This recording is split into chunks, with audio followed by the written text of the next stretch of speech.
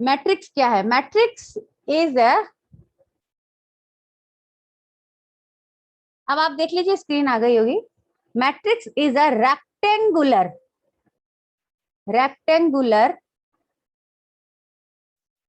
Arrangement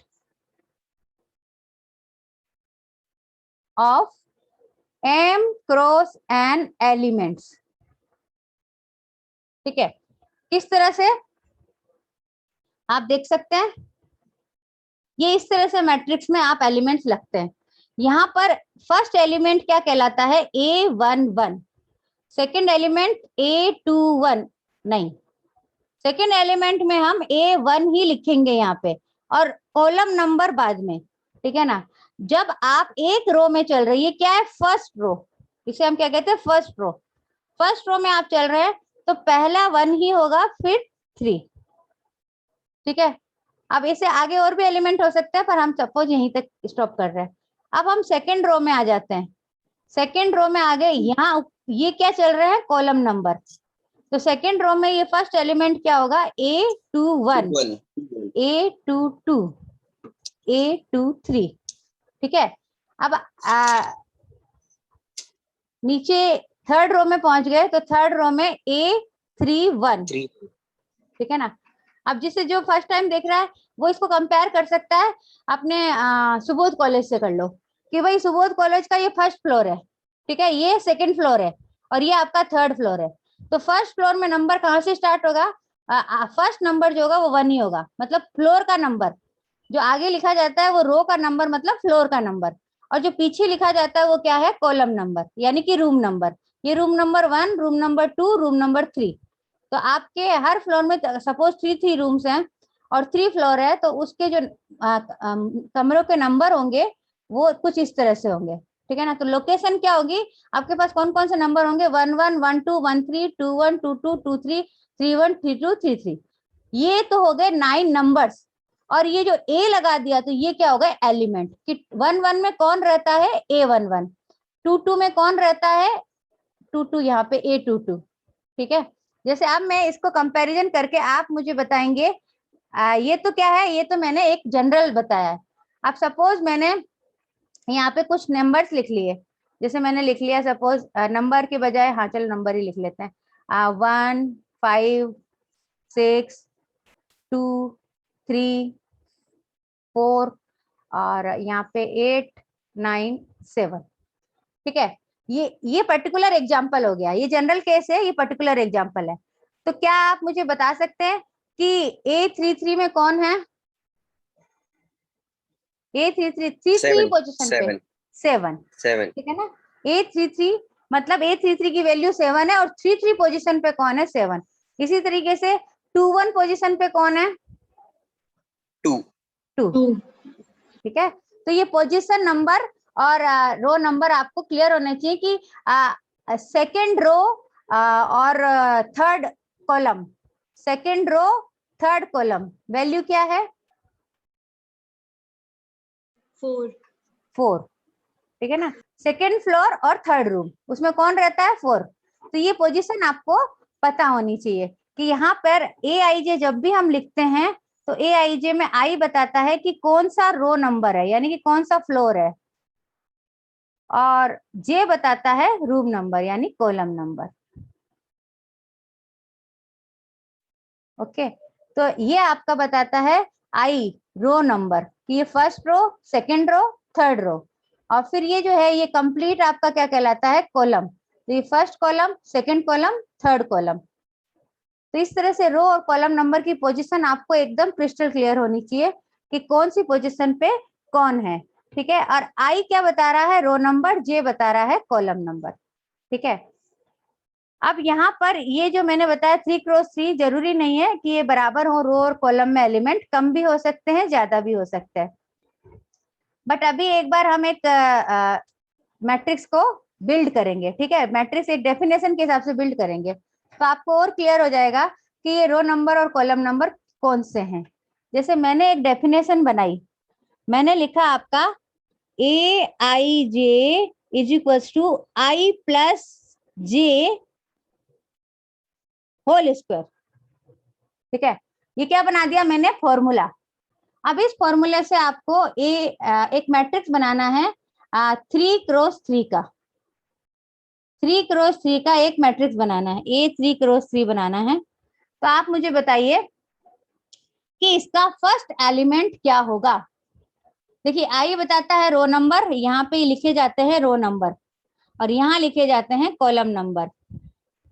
3 cross 3 का है तो 3 रोज है 3 कॉलम्स है, ठीक है। ये नंबर ऑफ रोज है, ये नंबर ऑफ कॉलम्स है। तो आपको मुझे बताना है कि A11 की वैल्यू क्या होगी। फॉर्मूला ये है, पोजीशन के हिसाब से हमने फॉर्मूला बता दिया कि ये तो है आपका फ्लोर नंबर और ये है रूम नंबर। तो इस पे जो एलिमेंट है, एलिमेंट मतलब जो पर्सन रहता है उसे हम एलिमेंट कहते हैं। तो जो एलिमेंट है उसकी वैल्यू बताइए क्या होगी। आई की जगह आप क्या रखेंगे, 1, 4, जे की जगह 1, तो ये आ जाएगा 4, ठीक है। अब इसकी बताइए क्या वैल्यू होगी। 9,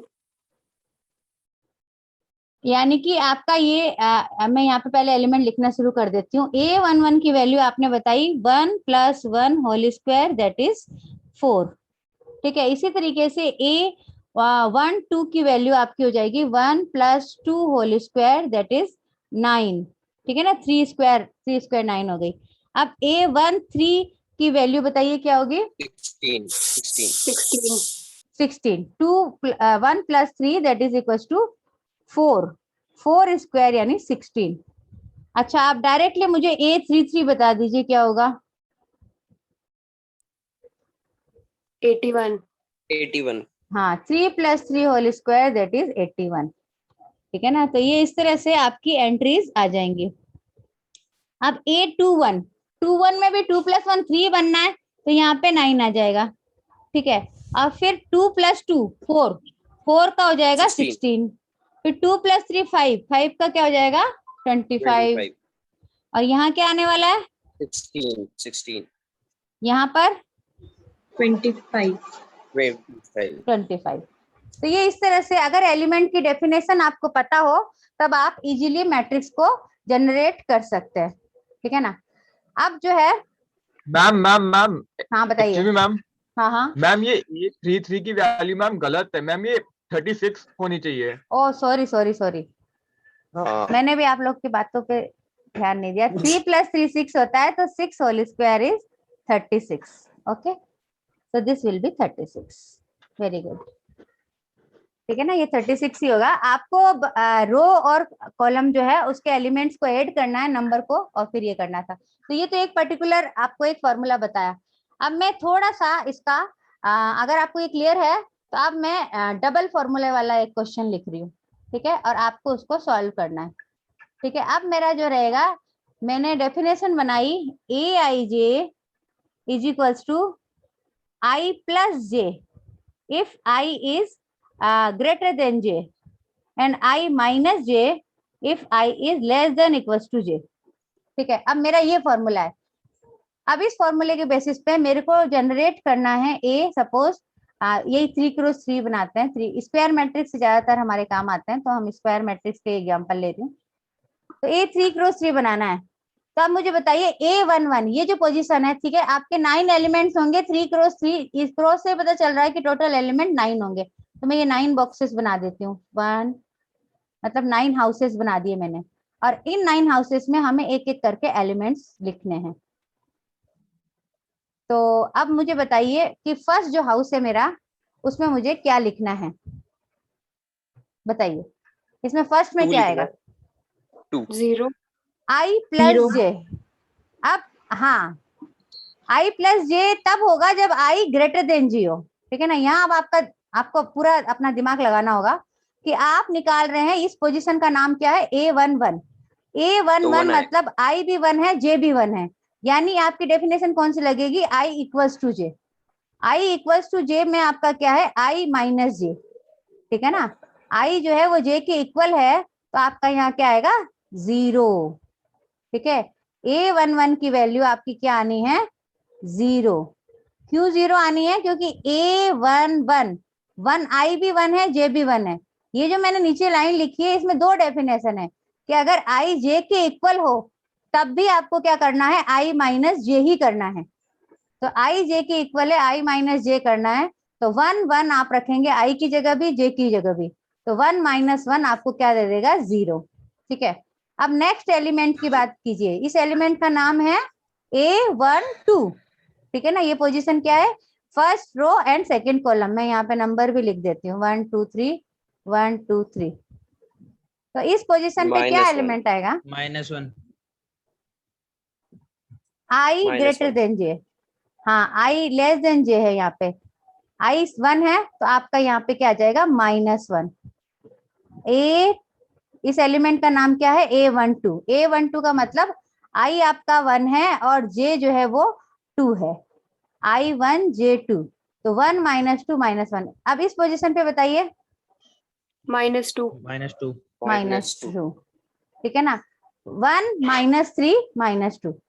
अब यहाँ आ जाइए, अब यहाँ आप क्या है, i2 है और j1 है, तो i 3 ग्रेटर देन जे है, 3 3 हो जाएगा, ऐड हो जाएगा। और फिर यहाँ i equals to j, 0 5 5 i equals to 5 0। अब इधर में आपका 5 नहीं आएगा, 0 आएगा, ध्यान रखो। 2 2। हाँ मैम अब ये इस पे, दिस इज 2 3 -1 -1 3 1 4 3 + 1 कर देंगे, क्यों, क्योंकि 3 is greater than 1, 3 is greater than 1।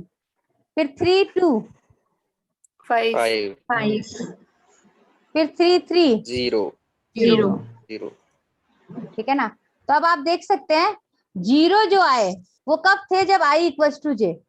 तो ये अपने आप में 3 टाइप के एलिमेंट को बताता है। i इक्वल्स टू j कौन से एलिमेंट को बताता है, i इक्वल्स टू j। अब ये जो पर्टिकुलर एग्जांपल है, इससे आपको एक चीज क्लियर होगी। यहाँ पे कुछ नोमेनक्लेचर आपको बताती हूँ मैं, कि i इक्वल्स टू j के केस में, मैं यहाँ पे कैमरे को इधर है ना, हाँ, इस पर्टिकुलर एग्जांपल को ऊपर रखती हूँ। अब यहाँ जब i इक्वल्स टू j था, तो उसे हम कहते हैं डायगोनल एलिमेंट्स। उसको नाम क्या देते हैं, डायगोनल एलिमेंट्स।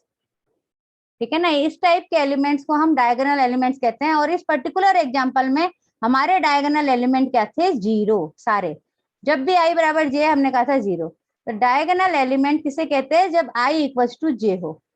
ठीक है, i इक्वल्स टू j वाले सारे डायगोनल एलिमेंट होते हैं।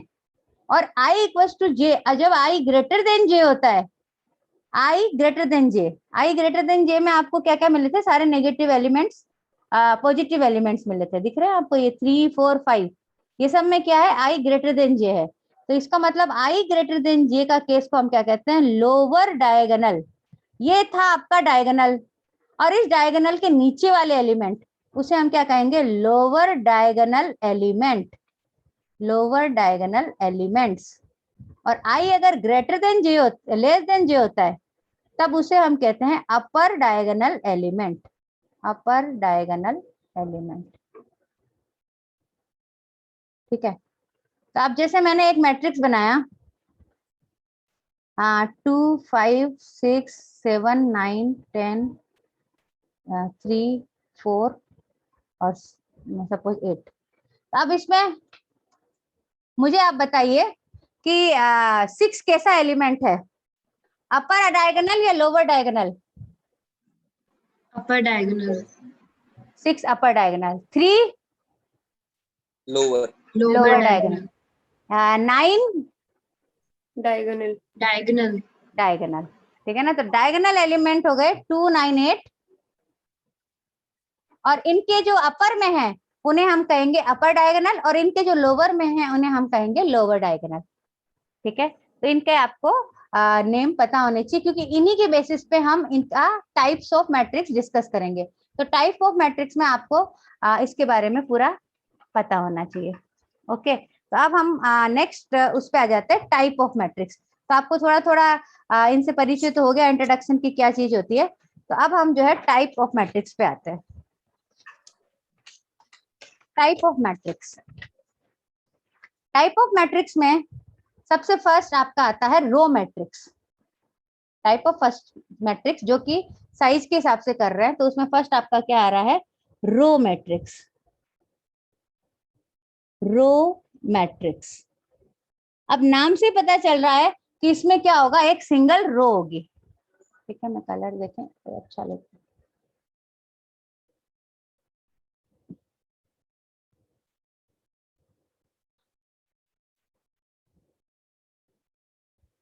दोनों लिख दिया मैंने, रो मैट्रिक्स और कॉलम मैट्रिक्स। सपोज मैंने लिखा 2 5 8 2 5 8।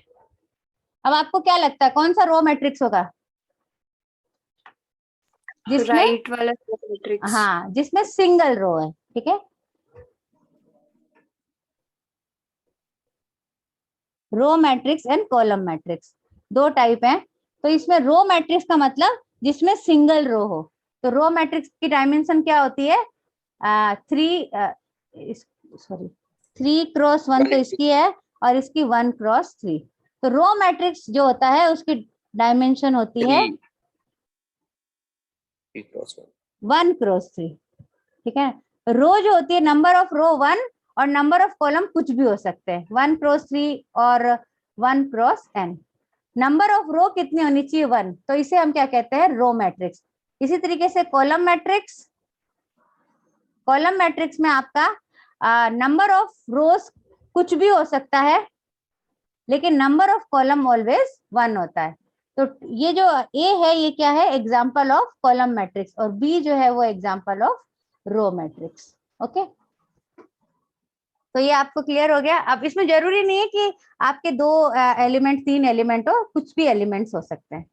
तो ये आपका रो मैट्रिक्स। रो मैट्रिक्स मतलब जिसकी डायमेंशन, जिसकी नंबर ऑफ रोज 1 हो और नंबर ऑफ कॉलम कुछ भी हो, तो उसे हम रो मैट्रिक्स कहते हैं। और जिसमें नंबर ऑफ कॉलम कुछ भी हो, तो ये सब सिंगल डायमेंशन के होते हैं, मतलब इन्हें हम वेक्टर भी कहते हैं। एक नया नाम कई बार आप पढ़ेंगे, वेक्टर। तो वेक्टर दोनों टाइप के हो सकते हैं, रो मैट्रिक्स और कॉलम मैट्रिक्स। कि जब आपका नंबर ऑफ रोज 1 हो और नंबर ऑफ कॉलम कुछ भी हो तो उसे हम रो मैट्रिक्स कहेंगे, और नंबर ऑफ कॉलम कुछ भी हो, नंबर ऑफ रो 1 हो, तो इसे हम कॉलम मैट्रिक्स कहेंगे। ठीक है, तो मैं इसको यहाँ से ऐसे कनेक्ट कर देती हूँ। ये तो हो गया कॉलम मैट्रिक्स और ये हो गया आपका रो मैट्रिक्स। अब इसके बाद नेक्स्ट जो है वो है स्क्वायर मैट्रिक्स। ठीक है, नेक्स्ट हम लेते हैं स्क्वायर मैट्रिक्स। इसका थोड़ा सा एंगल गलत हो रहा है, चलिए। स्क्वायर मैट्रिक्स, स्क्वायर मैट्रिक्स अब नाम से पता चल रहा है आपको कि जिसमें डायमेंशन क्या होंगी, m = n। ठीक है, जब आपका नंबर ऑफ रो और नंबर ऑफ कॉलम सेम हो तो उसे हम क्या कहते हैं? Square matrix. तो स्क्वायर मैट्रिक्स का एग्जांपल आपका हो जाएगा, जैसे मैंने लिखा 2 5 8 6। तो ये क्या है? अपने आप में एक स्क्वायर मैट्रिक्स। क्यों? क्योंकि ये 2x2 का है। इसी तरीके से हम लिख सकते हैं 1 2 3 4 5 6 7 8 9। ये क्या है? 3x3 का स्क्वायर मैट्रिक्स है। जब नंबर ऑफ रोज और नंबर ऑफ कॉलम सेम हो तो इसको हम क्या कहते हैं? Square matrix. स्क्वायर मैट्रिक्स में नंबर ऑफ रोज और नंबर ऑफ कॉलम सेम होती है। तो अब एक बार आपका स्क्वायर मैट्रिक्स आ गया तो इसी स्क्वायर मैट्रिक्स की डेफिनेशन के बेसिस पे हम आगे कई तरह के मैट्रिक्स चूज करेंगे। स्क्वायर मैट्रिक्स को आगे हम और कैटेगरी में डिस्ट्रीब्यूट कर सकते हैं। और स्क्वायर मैट्रिक्स का मतलब है डायमेंशन सेम होनी चाहिए, और आप जितनी भी कैलकुलेशंस अभी आगे करेंगे ज्यादातर उसमें क्या रहेगा? आपका स्क्वायर मैट्रिक्स ही रहेगा, क्योंकि स्क्वायर मैट्रिक्स का ही इनवर्स निकलता है। जब मैंने इनवर्स की बात की थी, और कई तरह का जो डिटर्मिनेंट भी एक डेफिनेशन बताऊंगी मैं, तो डिटर्मिनेंट भी स्क्वायर मैट्रिक्स का ही निकलेगा। तो स्क्वायर मैट्रिक्स को फर्दर हम कैसे कैटेगराइज करते हैं उस पे आते हैं। ठीक है, रो मैट्रिक्स हो गया, कॉलम मैट्रिक्स हो गया, और अब स्क्वायर मैट्रिक्स हो गया। वैसे एक डेफिनेशन और है जिसमें स्क्वायर होना जरूरी नहीं है, वो है डायगोनल मैट्रिक्स। डायगोनल मैट्रिक्स, तो डायगोनल मैट्रिक्स में आपका क्या रहेगा? जिसमें केवल डायगोनल एंट्री हो उसे हम कहते हैं डायगोनल मैट्रिक्स। यानी कि बाकी सारे एलिमेंट्स क्या होने चाहिए? 0 0। डायगोनल एलिमेंट्स कुछ भी हो सकता है, 0 भी हो सकता है, नॉन 0 भी हो सकता है। तो बेटर है मैं इसको नॉन 2 3 0 0 0 0 0 0। डायगोनल एलिमेंट्स के अलावा मतलब डेफिनेशन क्या है कि if i is not equal to j then aij is equal to 0। बाकी ये मैंने नहीं कहा कि डायगोनल के एलिमेंट 0 है या नॉन जीरो है, बट ये कंपलसरी है कि अगर आपका i is not equal to j है, यानी कि डायगोनल एलिमेंट नहीं है, तो वो एलिमेंट क्या होना चाहिए? 0। तो इसे हम क्या कहते हैं? Diagonal matrix. डायगोनल मैट्रिक्स का ये भी एग्जांपल हो सकता है, ठीक है, ये भी आपका एक डायगोनल मैट्रिक्स है। अब क्या चालू कर दिया मैंने? स्क्वायर मैट्रिक्स के टाइप। स्क्वायर मैट्रिक्स में फर्स्ट जो टाइप आता है वो आता है डायगोनल मैट्रिक्स। तो डायगोनल मैट्रिक्स में आपका क्या हो जाएगा? जो भी मैट्रिक्स जिसमें डायगोनल एलिमेंट के अलावा जितने भी एलिमेंट हैं अगर वो 0 हैं तो उसे हम क्या कहते हैं? Diagonal matrix. तो जैसे मैंने लिखा, सपोज कुछ भी लिख सकते हैं आप, एक्स वाई जेड भी लिख सकते हैं, जरूरी नहीं नंबर ही लिखें, और यहाँ पे आपने सब 0 कर दिए। तो ये इस टाइप के एलिमेंट्स आपके क्या कहलाते हैं? Diagonal elements. ओके, तो डायगोनल एलिमेंट्स के लिए कंपलसरी है कि आपका डायगोनल मैट्रिक्स के लिए जरूरी है कि non diagonal entries must be 0। अब मैंने अगर सपोज इस तरह का कोई लिखा 0 0 0 0 0 0 5 0 0, तो मुझे बताइए क्या ये डायगोनल एलिमेंट है? डायगोनल मैट्रिक्स है? ये जो लास्ट वाला एग्जांपल मैंने दिया, क्या ये डायगोनल मैट्रिक्स है? बताइए। No madam. नहीं है, ठीक है ना। चाहे सारे एलिमेंट 0 हो, बट अगर नॉन डायगोनल एलिमेंट एक नॉन जीरो हो गया, एक भी एलिमेंट नॉन जीरो हो गया, तो इसे हम डायगोनल मैट्रिक्स नहीं कहेंगे, ठीक है। और अभी मैंने लिखा 0 0 0 0, क्या ये डायगोनल मैट्रिक्स है? Yes ma'am. हाँ, ये डायगोनल मैट्रिक्स है, क्योंकि डायगोनल एलिमेंट भले ही 0 हो जाए, लेकिन जो नॉन डायगोनल एलिमेंट है दे मस्ट बी 0, ठीक है ना, तभी उसे हम क्या कहते हैं? Diagonal matrix. तो ये आपके, मैं इस तरह से करके अब आपके लिए एक टेबल बना देती हूँ कैटेगरी के लिए, ठीक है, जो इनके टाइप्स है। इसके लिए अब आपको वैरायटी एक मतलब टेबुलर स्ट्रक्चर बनाती हूँ। जैसे सबसे पहले ऊपर हमने लिखा मैट्रिक्स, ठीक है। मैट्रिक्स के साइज के हिसाब से, एंट्रीज के हिसाब से जो वैरायटी बनती है, एक मैंने आपको बताया रो मैट्रिक्स, फिर मैंने आपको बताया कॉलम मैट्रिक्स, फिर मैंने आपको बताया स्क्वायर मैट्रिक्स, ठीक है। अब स्क्वायर मैट्रिक्स के हम वैरायटी बताते हैं। स्क्वायर मैट्रिक्स में सबसे फर्स्ट जो मैट्रिक्स है उसे हमको कहना चाहिए डायगोनल मैट्रिक्स कह दीजिए, कोई दिक्कत नहीं है, डायगोनल मैट्रिक्स। और फिर इसके बाद में upper diagonal matrix, upper diagonal matrix, and then lower diagonal matrix, lower diagonal matrix. अब जैसे कि मैंने आपको मेंबर की डेफिनेशन बताई थी, उसके अकॉर्डिंग आप अपर डायगोनल मैट्रिक्स की डेफिनेशन बता सकते हैं कि अगर आपका इधर वाले एलिमेंट जो भी डायगोनल है, उसके अपर डायगोनल वाले एलिमेंट अगर लोअर वाले सारे 0 हो और अपर वाले नॉन जीरो भी हो सकते हैं, नॉन जीरो भी हो सकते हैं। जैसे मैंने लिखा यहाँ A11, A12, A13, ठीक है, और यहाँ पे A22, सॉरी A22, A33, यहाँ पे A12, A13 एंड A23, ये तो सारे एलिमेंट्स आ गए, और ये सारे क्या हैं? 0। तब हम इसे क्या कहेंगे? अपर डायगोनल मैट्रिक्स। इसी तरीके से यहाँ पर भाई डायगोनल एलिमेंट्स तो आपके आ जाएंगे, कोई डाउट, दिक्कत नहीं है, डायगोनल हो भी सकते हैं, नहीं भी हो सकते हैं, ठीक है ना। लेकिन जो है दोनों तरह से होते हैं। अपर डायगोनल में डायगोनल एलिमेंट्स हो भी सकते हैं, 0 भी हो सकते हैं, बट जो डायगोनल के लोअर वाले एलिमेंट है वो अगर आपके नॉन जीरो है, A21, A31, A32, और अपर वाले जो हैं वो 0 हैं, तब हम इसे क्या कहेंगे, lower diagonal. Lower diagonal matrix में लोअर एंट्रीज आती है और अपर डायगोनल मैट्रिक्स में अपर एंट्रीज आती है, और जो लोअर वाला पार्ट है वो क्या होता है, 0 होता है। तो हम इसके लिए डेफिनेशन क्या बनाएंगे कि aij is equal to 0 whenever i जो है वो ग्रेटर देन j हो। ठीक है, इसमें क्या हुआ, aij is equal to 0 when i is less than j। ठीक है, डायगोनल एलिमेंट के लिए मैंने कुछ नहीं लिखा यहाँ। तो जब कभी भी आई जे से बड़ा हो और ये एंट्रीज 0 हो तो हम इसे क्या कहते हैं, अपर डायगोनल। और आई लेस देन जे, आई लेस देन जे, देखिए आई जो है आपका यहाँ पे क्या है, 1 2, यानी कि जे बड़ा है आई छोटा है, ऐसे को हम क्या कहते हैं, लोअर डायगोनल मैट्रिक्स। और डायगोनल मैट्रिक्स क्या होता है, डायगोनल मैट्रिक्स अभी मैं बता ही चुकी हूँ, जिसमें आपके केवल A11 A22 और A33 बस यही एलिमेंट्स हो सकते हैं, बाकी सारे 0। Means aij is equal to 0 when i is not equal to j। तो ये इस तरह से आपकी ये तीनों मैट्रिक्स की डेफिनेशन बनती है। ओके, अब हम इस डायगोनल मैट्रिक्स को और एक्सप्लोर करते हैं, डायगोनल मैट्रिक्स में और क्या क्या टाइप्स होती हैं। तो ये सब आपके शॉर्ट क्वेश्चन में पूछा जा सकता है कि example, one example of upper diagonal matrix और one example of lower diagonal matrix. तो अगर टर्म आपको पता है तो आप इजीली इसको आंसर दे सकते हैं। तो ये आपकी कैटेगरी हो गई मैट्रिक्स की।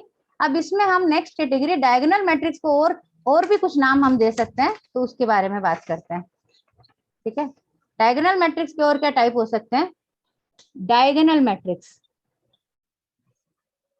डायगोनल मैट्रिक्स में सबसे फर्स्ट जो एग्जांपल बनता है वो है जीरो मैट्रिक्स। जीरो मैट्रिक्स एक तरह का डायगोनल मैट्रिक्स है। यहाँ आपका क्या एग्जांपल बना, 0 0 0 0, मतलब जिसमें सारे एलिमेंट 0 हों। तो आपका डेफिनेशन क्या हो गई, aij इक्वल टू 0। भाई हर i और j के लिए अगर aij 0 हो तो उसे हम क्या कहते हैं, जीरो मैट्रिक्स। ठीक है, इसे हम डायगोनल मैट्रिक्स का एक टाइप बता सकते हैं। और फिर इसके बाद में आपका आता है यूनिट मैट्रिक्स। ठीक है, ये नाम याद कर लीजिए, यूनिट मैट्रिक्स। यूनिट मैट्रिक्स आपका क्या होगा, डायगोनल के एलिमेंट 1 1 हो और बाकी 0 हो, तो इसे हम क्या कहेंगे, यूनिट मैट्रिक्स। ठीक है, यहाँ जरूरी नहीं है 2 क्रॉस 2 डायमेंशन हो, आप डायमेंशन बढ़ा भी सकते हैं, 1 1 1 0 0 0 0 0 0। इसे हम आई से डिनोट करते हैं, यूनिट मैट्रिक्स ऑलवेज आई से डिनोट होता है। तो ये 2 क्रॉस 2 का आई हो गया, ये 3 क्रॉस 3 का आई हो गया। ठीक है ना, ये आपका 1 की तरह एक्ट करता है। जैसे हमारे मैथमेटिक्स में 1 होता है, वैसे ही मैट्रिक्स में ये 1 होता है। मैट्रिक्स का 1 कुछ इस तरीके का होता है कि डायगोनल में 1 आते हैं और बाकी सारे एलिमेंट क्या होते हैं, 0 होते हैं। ठीक है, तो ये आपका एक टाइप हो गया, बहुत सिंपल सिंपल टाइप है, बस आपको नाम याद होने चाहिए कि इसे तो हम जीरो मैट्रिक्स कहते हैं, इसे हम यूनिट मैट्रिक्स कहते हैं। ठीक है, और एक आपका है स्केलर मैट्रिक्स, स्केलर मैट्रिक्स। ठीक है, ये भी आपका डायगोनल मैट्रिक्स का एक टाइप है। इसमें क्या होता है कि आप कोई भी एलिमेंट रख दीजिए डायगोनल में। ठीक है, 1 भी हो सकता है, वो कुछ भी आप डायगोनल में रख दीजिए और बाकी सारे 0, पर सारे एलिमेंट क्या होने चाहिए, सेम होने चाहिए। जैसे एग्जाम्पल पर्टिकुलरली मैंने लिख दिया, सपोज 3 3 3, तो ये आपका क्या बन गया, स्केलर मैट्रिक्स। ठीक है मैम, इसका हाँ बस एग्जांपल दिख नहीं रहा, इसके अलावा एग्जांपल दिख नहीं रहा। ठीक है, 3 बस सिंपल के है ना, के पे कुछ भी लिख दीजिए, 1 2 3 4 कोई भी नंबर लिख दीजिए, बट ये तीनों नंबर सेम होने चाहिए, तब इसे हम क्या कहते हैं, स्केलर मैट्रिक्स। इसी तरीके से यूनिट मैट्रिक्स में सारे 1 होने चाहिए। ठीक है, जो डायगोनल एलिमेंट है वो आपके 1 होने चाहिए और नॉन डायगोनल एलिमेंट आपके क्या होने चाहिए, 0 होने चाहिए। देखिए ये सारे डायगोनल मैट्रिक्स के टाइप है। और डायगोनल मैट्रिक्स क्या होता है, एक स्क्वायर मैट्रिक्स होता है। ठीक है ना, तो इट मस्ट बी, अगर हम कह रहे हैं यूनिट मैट्रिक्स, तो unit matrix always be square. इनकी जो डायमेंशन है वो सेम होनी चाहिए। जैसे आप अगर ऐसा कुछ लिख रहे हैं 1 1 0 0 0 0, तो this is not a unit matrix. ठीक है ना, क्योंकि ये स्क्वायर मैट्रिक्स ही नहीं है। ये जितने भी मैंने काइंड बताए ये सारे डायगोनल मैट्रिक्स के बताएं, और diagonal matrix is a kind of square matrix. तो स्क्वायर तो होना कंपलसरी है। अगर स्क्वायर मतलब ये डायमेंशन सेम नहीं हुई तब तो वो कोई भी इन तीनों में से किसी भी टाइप का नहीं हो सकता, ठीक है ना।